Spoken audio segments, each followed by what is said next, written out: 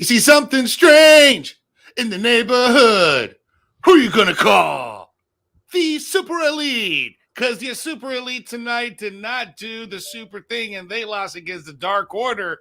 Plus, on NXT's 2.0's Halloween Havoc, we pretty much had a hard reset button with 3 title changes in one pay-per-view. Rico and I are going to jump into all of this tonight in the debrief. Watch out, watch out, watch out, watch out! So my singing is not the best, Rico, because I barely remembered the lyrics to the Ghostbusters song. But hey, guess who's back? Rico's back after a little small vacay. He's back from 2 back-to-back bachelor parties. I can't even believe how you pulled that off. But welcome back to the debrief, Rico. Welcome, guys, to the show. I'm your host, Jose G. Next to me, the top Chico himself, Rico El Glorioso. Welcome back, man. How you been? Thank you, man. I'm doing great. I finally recovered from both trips, so I'm good to go, ready to talk about all things wrestling, especially tonight's Dynamite and last night's Halloween Havoc, because it is right around the corner from your favorite holiday, Jose. So I know you're ready to talk about all the stuff that went down. Oh, absolutely, man. NXT 2.0 saw kind of like a semi-reset button hit on Tuesday night. We're going to jump into all of that. But tonight, it's all about AEW Dynamite. We're going to jump into all of that, guys. Make sure you are liking, sharing, and subscribing. Smash that notification bell if you're watching right now on our YouTube so that way you never miss whenever we drop brand new content. We also got brand new interviews right now with Indy Hartwell. You can check that out. Rico Chino has a great conversation with her. We also have Dirty Dutch Mantel on Friday nights with SP3 and Rico Chino covering SmackDown and AEW Rampage on Smack Talk. Monday nights, Vince Russo, Dr. Chris Featherstone breaking down on Legion of Raw. And then, of course, us every single Wednesday night here at the Debrief. And you can catch me Monday through Friday afternoon here on Sportskeeda Wrestling on the Top Story. So, Rico, AEW Dynamite, the Super Elite, they come out dressed as the Ghostbusters. We immediately texted each other. We got to do this. As fun as it was, now we know that the Stay Puft Marshmallow Man was one Mr. Hangman Adam Page. Big pop for Adam Page tonight. Big pop for the Dark Order. They were able to get a solid win, their first solid win as a team against the Super Elite, because Adam Cole now makes it super. Mm-hmm. I liked it. I thought this was good. Now, the real question here is, who wore the God of War costume better? Oh, man. Tommaso Ciampa or Stu Grayson? See, now... Because that's the real question. Nobody cares about the win or loss here. No, everybody wants to know. The costumes, bro. Everybody wants to know who wore it better. So, Tommaso had the beard, but Stu Grayson had the correct body paint. As much as I love Tommaso Ciampa's gear, like it looked like you would see it in the next God of War game.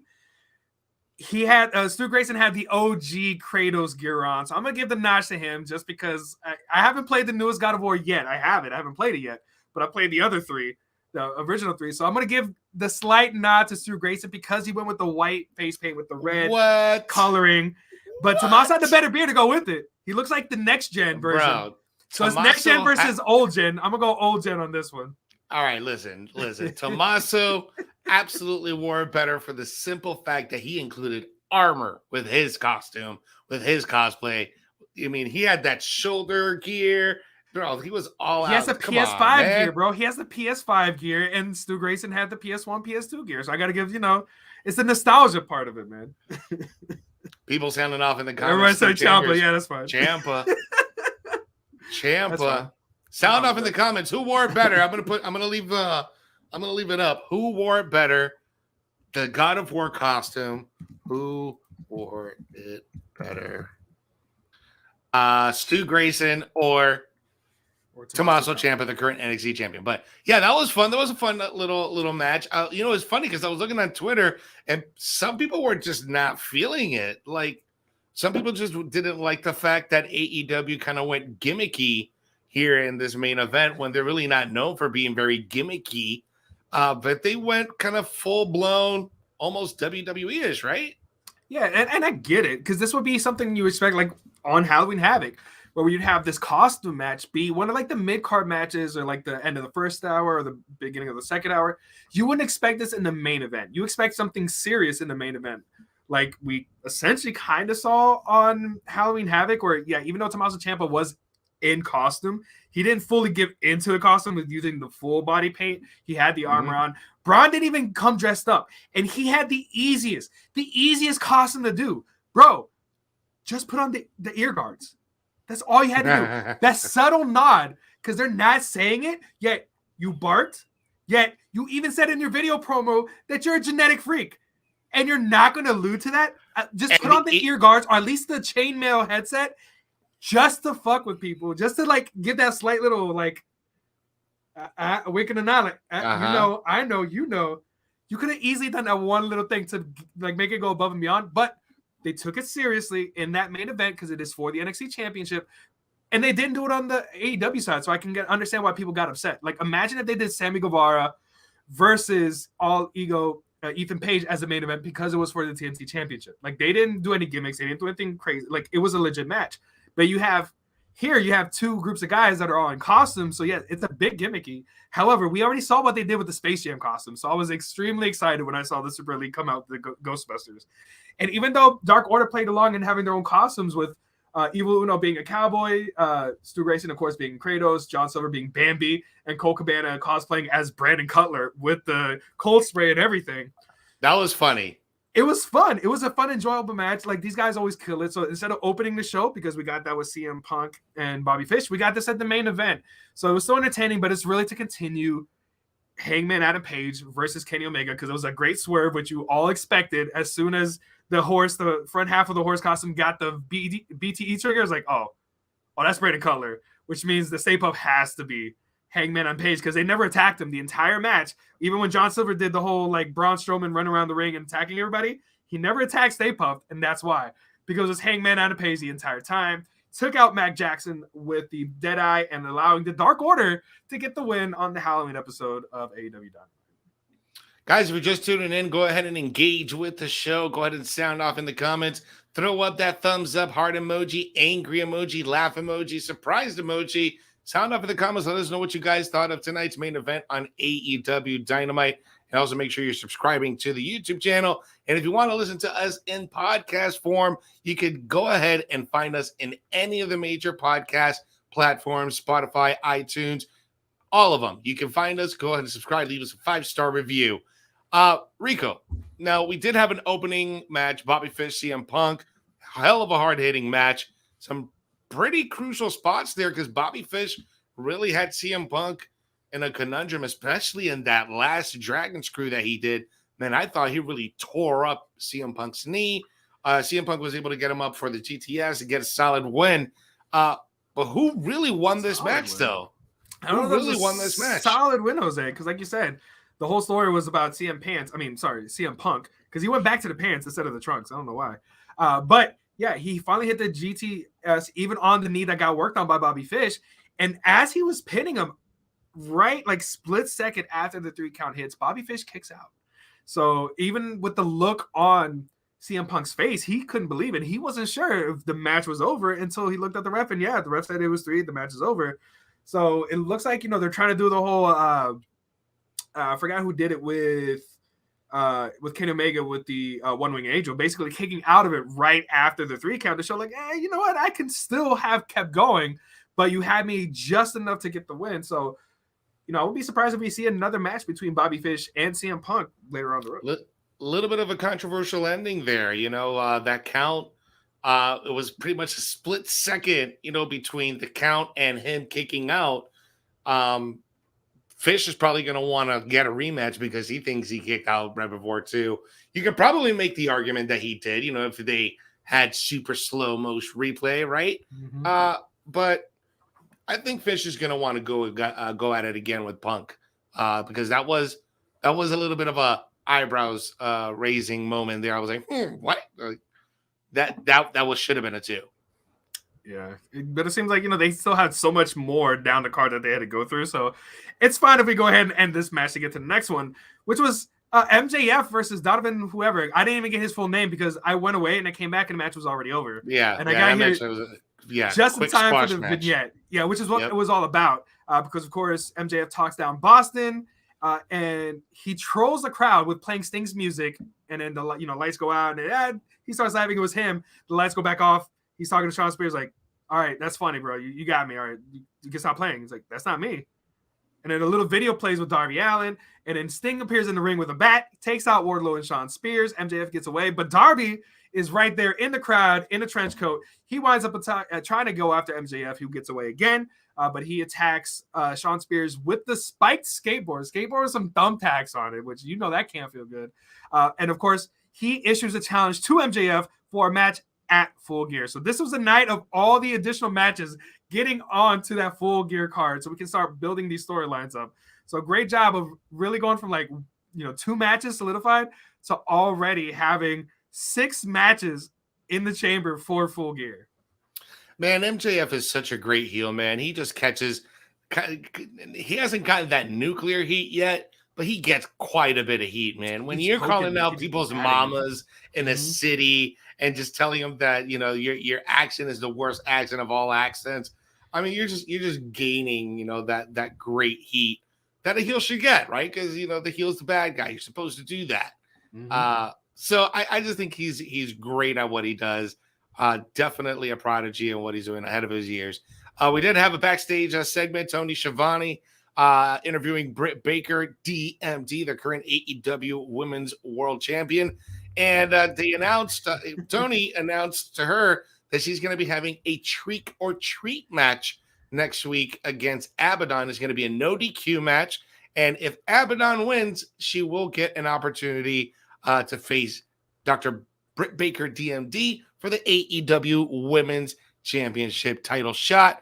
That's going to be this Friday, right? At AEW Rampage, right before Halloween. Yep, perfect timing for this match. Perfect timing for Abaddon. Abaddon is the perfect person for this kind of match. And you know what? She's a great competitor, and they really haven't done much with her. So hopefully this will be a nice little, relaunch for her in the women's division to really establish herself for a possible shot at the AEW Women's Championship if she can get the win here, or even possibly a future TBS champion, if it comes down to it. I don't know. When was the last time you saw Abaddon? Halloween? It feels like it. She's like Halloween Havoc. She's like Halloween Havoc. She comes around only once a year. It's going to be like the boogeyman of the AEW. Yeah. But, but of course, we did have a TNT Championship match this evening. Everybody barred from ringside. And of course, if Sammy loses, he is out of the Inner Circle. We did have Sammy Guevara defend his title against All Ego Ethan Page. And Sammy Guevara getting the win with a wrestling maneuver, getting the jackknife covered to get the win. But of course, after the match, he gets attacked by Ethan and Scorpio Sky. The Inner Circle come out. And of course, this is Jericho's time to shine after the music plays. So he gives props to Scorpio for beating him twice. But the only thing that Ethan Page has beaten recently has been his meet in the hotel.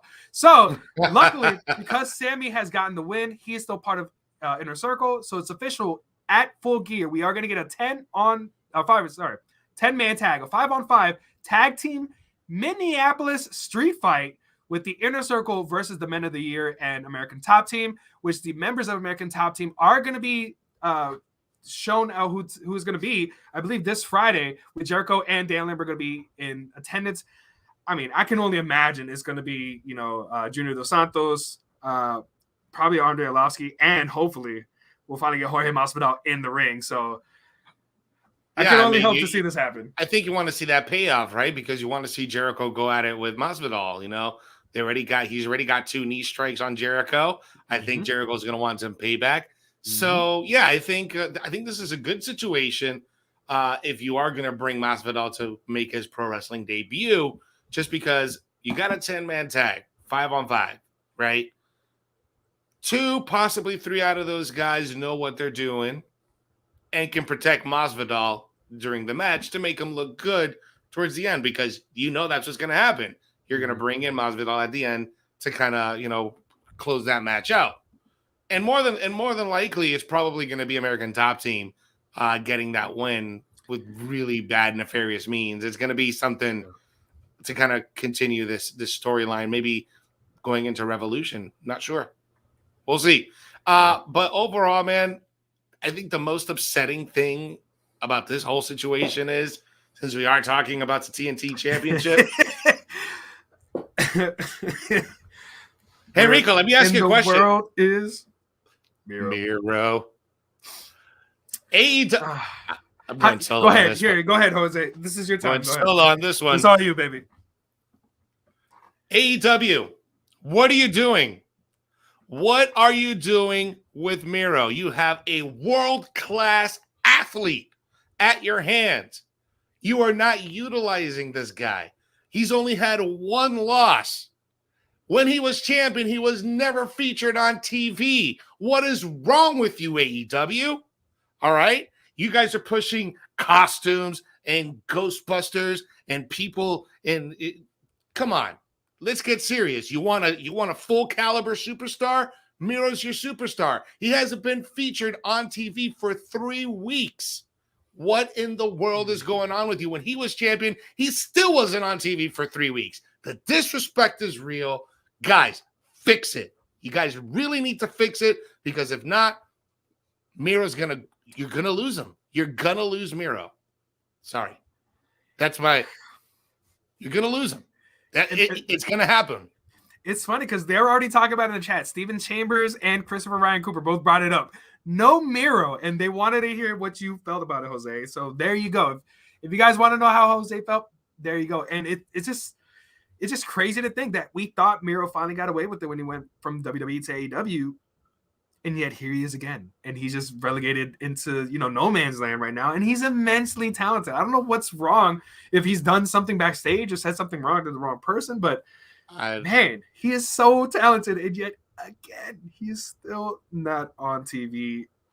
You guys can do so much better for Miro, because at least, unlike what you're doing with Miro, you have a TBS championship tournament. And then tonight we saw Hikaru Shida finally get her 50th official win in AEW over the woman of 1,000 holds, Serena Deeb, in order to advance in the tournament. So congratulations to Hikaru Shida. She's going to be facing Nyla Rose in the next round of the tournament, which is going to be quite the task for her, especially after that beatdown that she took by Serena Deeb. And the winner of Nyla Rose and Serena Deeb is going to take on the winner of Chris Statlander and Ruby Soho. So that is not an easy half of the bracket to go through, but congratulations to Hikaru Shida officially getting your 50th win in AEW. Yeah, I thought that was one of the best matches so far in the women's division. These two women absolutely killed it, and it doesn't hurt when you got Serena Deeb, a seasoned veteran, going up against Hikaru Shida, who also is a seasoned veteran, but made Hikaru look like $1 million. And even after the match, when she put on her submission and didn't let go, just to kind of get that extra little bit of heel heat for not being able to advance into the tournament, I thought just added really good layer in between that rivalry between her and Hikaru Shida. But man, I thought this was a really good match for the first round. It's going to be hard to pick, man, because there's so many good, talented women on this bracket. It's Jade Cargill. You think it's going to be? You think it's Jade Cargill for sure? Like for sure. Sound off in the comments if you guys agree with Rico. Sound off in the comments. Who's going to end up being the TBS champion? Is it going to be Jade Cargill? Will it be Ruby Soho? This will be Ruby versus Jade. Will it be Red Velvet? Will it be any of those other women that are in that bracket? Sound off in the comments. Let us know. We also had a world title eliminator. Speaking of tournaments, the other tournament for the AEW world title, AEW number 10, going up against AEW former world champion Jon Moxley. And Jon Moxley came in, he came out, and he left right back out. He's done that for, I think, 2 or 3 weeks in a row now. Is this something new that we're seeing from Jon Moxley? He's not really interacting. He's really not interacting with anyone. All right, like he normally does. Like he lingers around. He just rushes in, goes into the ring, handles business, hits the finisher, kicks the guardrail, leaves. Almost Stone Cold-ish. I like it. Not bad. but it was his promo that I watched on Saturday that kind of really just kind of clicked it for me when he mentioned he really doesn't care about wrestling anymore. He doesn't care about the tournament. He doesn't care about the title. He cares about his daughter. He cares about putting food on the table. And the only way that he can put food on his table is by doing this. So that kind of really, when he brought that different side of him of being a father, where that is his most priority as opposed to being world champion or being the best performer on AEW, I think that did something different for the character, because I think now what he's doing, he's all about, okay, I'm going to go in, I'm going to go out, and I'm done. I'm going to go back to my daughter. What'd you think? It's going to come down to a special kind of superstar that's going to really get his blood boiling in for wrestling. And that's going to be one Bryan Danielson. So, of course, he's going to feel this way until he loses. I think this is what's going to set up why he loses to Bryan Danielson. It's because of this, because he doesn't have that same kind of drive or energy that he had when he first came in, when he was just laying everybody out, especially Kenny Omega, when it was going for the AEW championship. So I think that's what it is. It's to set up that little thing that's going to really keep him from being able to beat Bryan Danielson. But that's what's going to be the storyline coming out of that loss. So don't be surprised if this is going to be that little switch that turns Jon Moxley heel, especially attacking Bryan Danielson when he gets a chance at the AEW World Championship. It's going to come down to that. So it's adding that extra bit of character to, his persona right now. Because, we know how much of a badass he is. But now when you take the guy that's not as involved with wrestling as he feels like he is right now, he needs to have a solid match with a high-quality opponent to get that drive back. And he's going to take that loss from Bryan Danielson, and that's what's going to start igniting the next round for Jon Moxley. Guys, sound off in the comments what you thought of tonight's AEW Dynamite. Go ahead and rate it 1 through 10.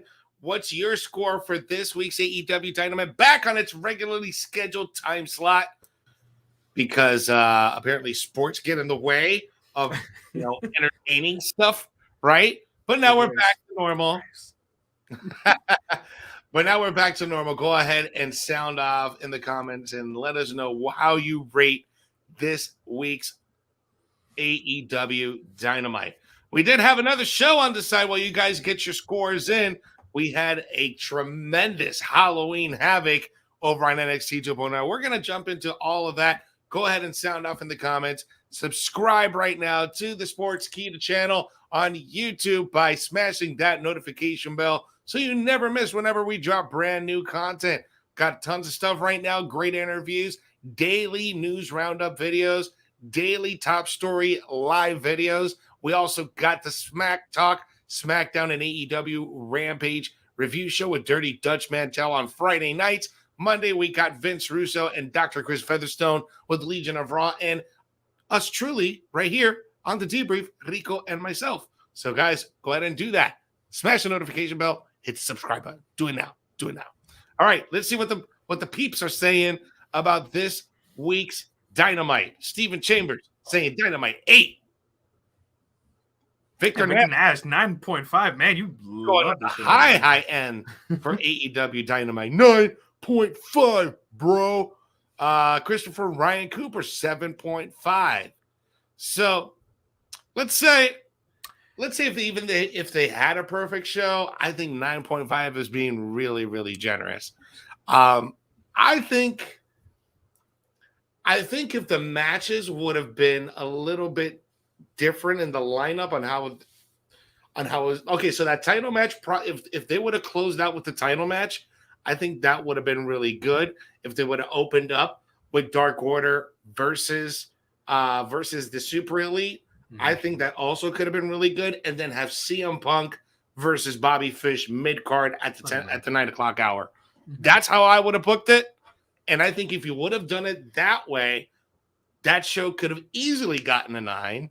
But because you did it and everything seems sloppy and that Ghostbusters pyro didn't go off adequately, I'm sorry, but I'm giving you a 7 this week, AEW. Plus no Miro. That's what the biggest one. The biggest knock was no Miro. 6.5. That's the biggest knock.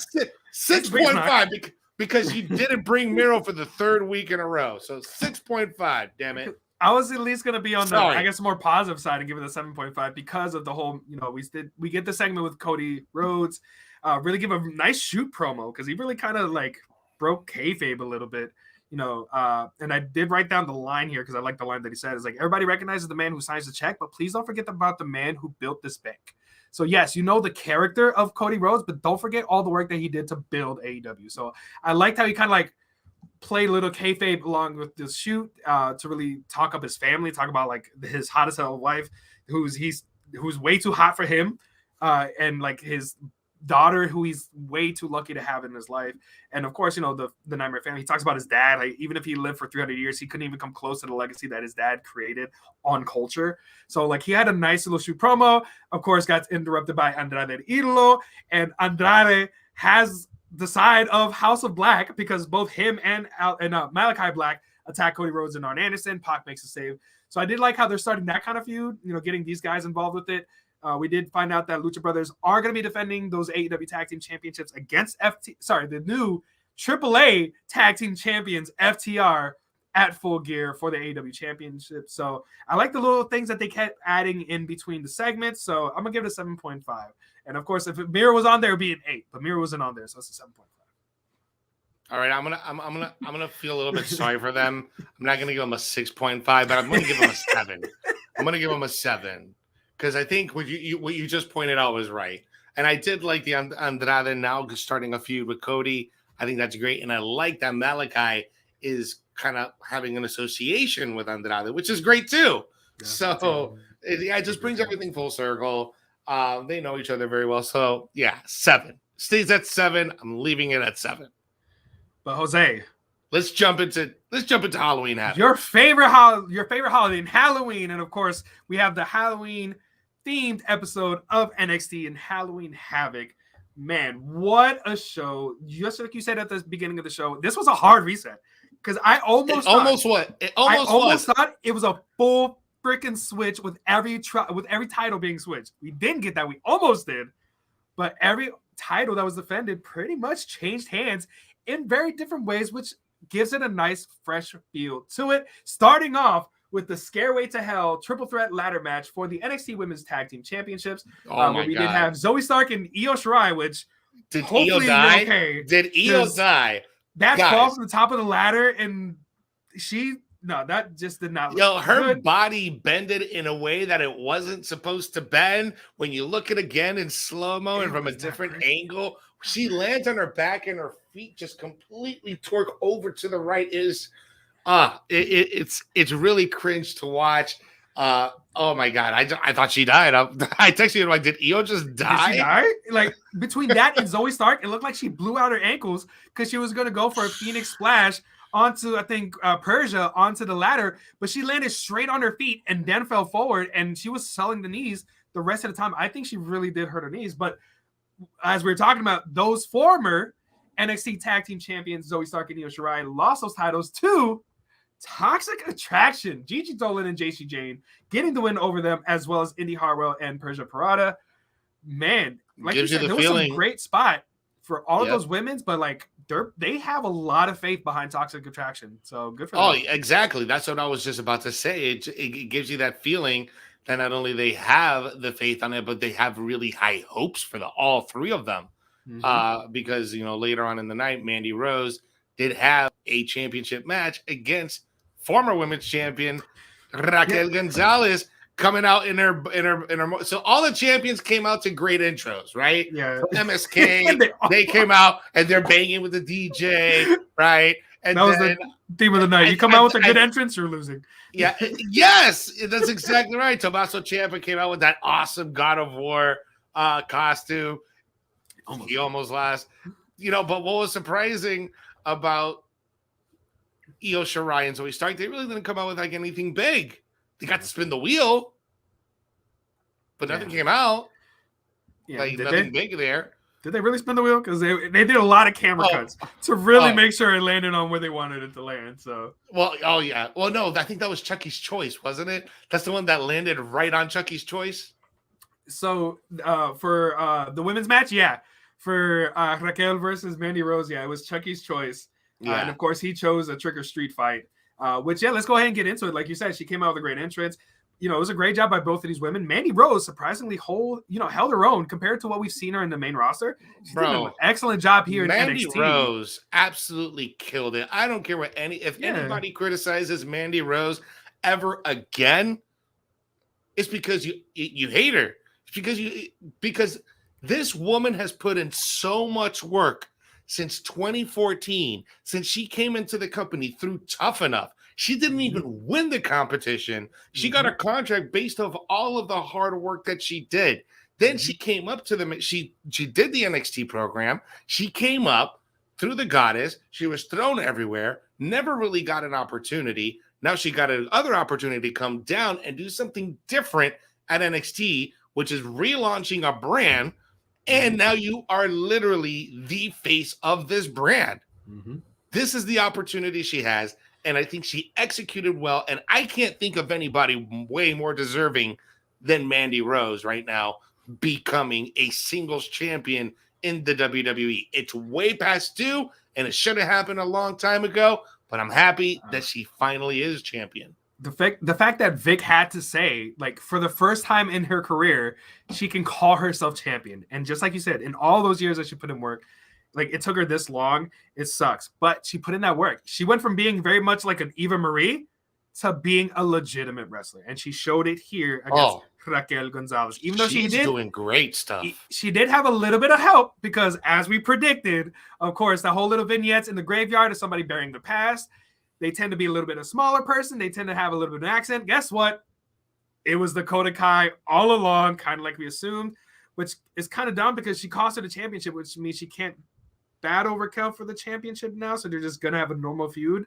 So congrats for making your job harder, Dakota. But she has been the one that's revealed as that spooky vignette. So she's out with pink hair now. So we're going to have a feud between Dakota Kai and Raquel Gonzalez as Mandy Rose continues to lead Toxic Attraction with all the gold. So they're the golden attraction right now, Jose. They have all of the gold on the women's side. So props to them. Much deserved. Absolutely. But I think they deserve, especially Mandy. I think she, out of all three of them, she definitely deserved it the most. Oh, absolutely. Of course, we had a match. Joe Gacy defeated Malik Blade. Congratulations. You got the win with Gunnar Harlan. We all expected that. And, of course, we had a Diamond Mine Open Challenge, which I love Malcolm Bivens. I think he's a great manager, and he just has everybody choose your poison. Do you want to get knocked out by Ivy Nile? Do you want your wig split by the Creed brothers? Or do you want to you want to get your back broken by the NXT Cruiserweight Champion? And Odyssey Jones, he accepts the challenge. He challenges Roderick Strong, which I love. That's why I love Malcolm Bivens. Like, no, he's not under 205. He cannot challenge. It's not for the belt. It's not for the belt. Obviously. He's like, you certainly don't look 205 pounds. 205 pounds. But we had a singles match between Roderick Strong and Odyssey Jones. Roderick Strong getting the win with that flying knee right to the jaw of Odyssey Jones. Looking strong. Diamond Mine continues to kill it, man. Yeah, I mean, it took more than one person to take him down, but sure, you want to give him that one. I mean, he's the heels. He's supposed to get that sneaky, that heelish win. But the way he lost, like, I think it was Brutus Creed, like halfway through that ring from the outside. Like, Odyssey Jones is freakishly strong, man. And he's extremely really over with the crowd. So it was good to see him in action. He keeps losing to the smaller guys every time. Yeah, I mean, those big guys are usually there for that. If they really like you, I mean, they're going to put you over. But we'll see what happens there. I mean, I'm not too worried about that, about Odyssey Jones. I think he's going to be an attraction regardless. He's going to be that Mark Henry type of guy later down the road. Is Mark Henry Jr. That is exactly what he is, but he has more charisma. I feel he has more charisma because Mark Henry was all serious and he was just there to put people in the Hall of Pain. Odyssey Jones is just a fun guy to watch, man. And he's just so easy to get behind. And you just want to see him succeed. So I know he's going to find So was Mark Henry at one point, remember, when he was sexual chocolate? I mean, you were looking forward to seeing Mark Henry, right? So I think Odyssey Jones has kind of like that same formula where, if he can flip the switch, he can be a Hall of Pain. He's going to be bad. He's going to be a bad man. The strap will flip that switch. To put a jetpack to him because they can take him to the moon. But speaking about to the moon, Jose, give some little update on what happened backstage. So what shenanigans happened in Halloween? Yeah, man. So we did have a Halloween party backstage. The original host of Halloween Havoc was supposed to be, the megastar LA Knight, but apparently he was late. So Yeah. Grayson Waller took the mantle of being the host of Halloween Havoc. He had a little backstage party. He had everything going on the socials, on Snap, on TikTok. He had everything going on. But it was the vignette that happened kind of like during the backstage segments and everything else, because Carmelo Hayes and Trick Williams, they got stuck in a haunted house at Dexter Loomis's place. All right. And what I loved about this was the line that Gargano said, "I home alone the crap out of this house." And that absolutely made me laugh. I thought this segment was funny. It was great. It was all in the spirit of Halloween, which really appealed to me. There's going to be some people out there that are going to just watch it and be like, "Oh, wrestling. I just want to watch wrestling. I don't want to watch anything." It's Halloween season. Man. If it's gonna have Halloween stuff in it, you best believe I'm gonna be tuning in. And I tuned in. I thought this was fun. I thought this was, pretty cool. Carmelo Hayes was trying to retrieve his North American title, get it back from what happened the previous week, and they were able to leave with it. But they confronted some ghosts and goblins and demons, and I thought it was cute. I thought it was fun. It's right up the Ways alley. Like, I know Johnny Gargano is kind of slowly shifting back to babyface Johnny without Austin Theory now that he's been drafted, and Indy's over here with Persia Parado now, and she's married with Dexter Loomis, who's still there next to him because he was there the whole time. And I love that line, like, "Yeah, your house is a little creepy. Next time, let's do Halloween at my house." So I thought this was perfectly right up the alley between Johnny Gargano and Dexter Loomis, and Carmelo Hayes and Trick Williams were really great playing along with all of these shenanigans. So it looks like we are going to continue this feud for the North American Championship between Carmelo Hayes and Johnny Gargano. So I'm looking forward to see how that plays out. But just like you mentioned, the host of Halloween Havoc, Grayson Waller, came out to the ring and, of course, was promoting all his social media accounts. LA Knight, finally made his way back with the car troubles that somehow Grayson knew. "Oh, I sorry that he had car troubles." I didn't say anything about car troubles. But, of course, this got interrupted. How did you know? By the street champion of the island making his debut, Solo Sikoa, coming out, everybody chanting Uso, because little baby Uso. Everybody knows he's the babyest of the Usos. Come on, like, you see it on his face. He looks exactly like his brothers, dude, and Rikishi at the same time. Yeah, I just want to put him in a pocket. I just want to put him in a pocket and like, hey, look at my baby Uso. Yeah. Look at this cute little Uso that we got here, who, of course, laid out Grayson Waller. So I saw you guys in the chat were a little upset that he didn't get an actual match, but it's coming soon. And not only that, but we do have a kind of like an influx of Samoan wrestlers because, of course, Zion Quinn laid out Robert Stone in the back, of course, which I love. Yeah, the Halloween party. Yeah, Robert Stone was dressed up as Elvis, and he was dressed up as Freddie Mercury. So when he was getting in the face for having stepped on his shoes, like, "You're lucky it wasn't my blue suede shoes, but the king knows karate." And then, of course, Zion Quinn just goes, "Another one bites the dust," and he just slams him through the table. I thought it was great. And then, Frankie Monet got upset, like, "Oh no, I'm out of here. I can't hear all this stuff." So they had a lot of crazy shenanigans in the back. So it was good to see they were having fun with the Halloween theme, but one group that was not having fun, and finally your prayers and recently now my prayers have been answered. We have a new NXT Tag Team Champions, because the ring is sacred once again, as Imperium have regained those NXT Tag Team Championships from MSK. That was a really fun match, and they deserve it, man. I feel like everything in the tag team division is normal now. Okay, good, fine, yeah, this is fine. A lot of controversy with MSK, right? Like in these last few weeks, a lot of stuff has come to light about MSK. Apparently, one of the reasons that MSK was booed, and again, this is reportedly, all right, no verifications, it's just rumors.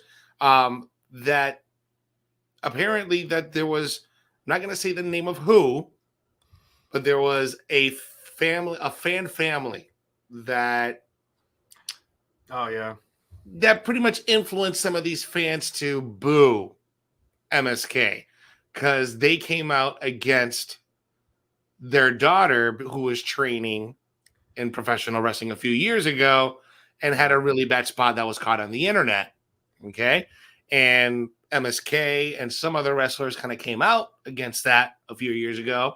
And apparently ever since then, the parents were like, "Oh, don't cheer for them," or I don't know. I wasn't there, so I don't know if that's the real reason why they were getting booed. But to be honest, I just honestly feel that people were just not feeling them, regardless of if that thing is true or not. I think honestly, I think it's a combination of that and just how quickly they were pushed. Because we want to be able to see what you can bring as opposed to just being brought right into the Dusty Classic and then winning it and then winning the titles right after that. So I can see where, it's a mixture of both situations just kind of happening at the wrong time. So, but at the same time, like this was a perfect chance for them to have a heel turn, have something added to their, just give them an edge. And hopefully coming out of this loss, they will find that edge. But like you said, Jose, right now, when it comes to tag team wrestling in NXT, everything kind of feels right in the world. So it would be interesting to see who's going to be able to take those titles off of Imperium because, man, that's a solid team to go up against. And I love that they did their promos in their native languages in German and in Italian and just have the subtitles. Like, that's what you can do. Like, we can read, we can understand, and we can feel the intensity behind it if you let them be honest in who they are. So keep doing those kind of promos, and it's freaking perfect. So I think this was the perfect segue to get them to get that win. So now it's going to be, who could take those titles off of them? Could it be, who's it, Briggs and Jensen? Could it be those guys that could be to take the titles off them? Is it going to be Kyle O'Reilly and Von Wagner, who Von Wagner apparently was dressed as Brad Pitt, even though he didn't look like him? So, like, who knows? But this was a great episode to really kind of turn things around by having a new NXT Women's Champion, new NXT Tag Team Champion. So now you have all the gold and Toxic Attraction. And you have a new tag team champion. So the only championship that didn't change hands was, of course, Tommaso Ciampa. He still has old Goldie around, in his arms, clutched tight, as he was able to defeat Braun Breaker, who, again, had every opportunity to have a nice Halloween costume, and he didn't take it. But that's fine. I did like that Chucky called out that you're just a loser, just like your dad. I mean, I thought that was great. I mean, that little nod, the wrestling, the little, 15-year-old me is watching this, and I'm like, yes, something, right? I think this was Braun's most important match to date. Yeah. For the simple fact that he proved that he can be in the upper echelon of NXT. Mm-hmm. Tommaso Ciampa wasn't wrong when he said he's the gatekeeper. Mm-hmm. It took 4 knees and two of those fairy tale endings. Two fairy tale endings to put down Braun Breaker. Mm-hmm. That should tell you the caliber of an athlete that Braun Breaker is.